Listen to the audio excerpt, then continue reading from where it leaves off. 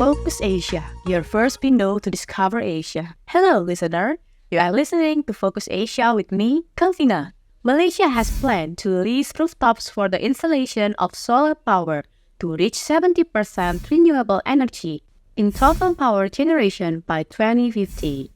The plan is one of several measures the government intends to implement under its National Energy Transition Roadmap.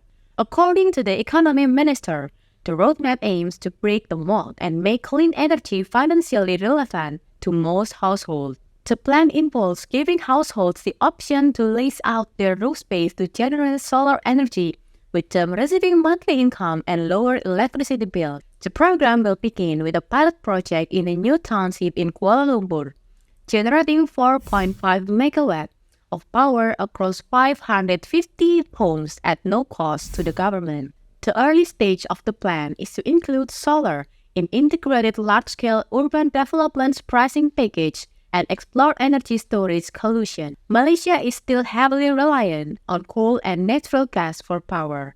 Renewable energy accounts for 16% of total electricity generation, primarily for hydroelectric installation. In 2021, solar power installed capacity accounted for 1,780 megawatts, or less than one-third of the 6,211 megawatts generated by that.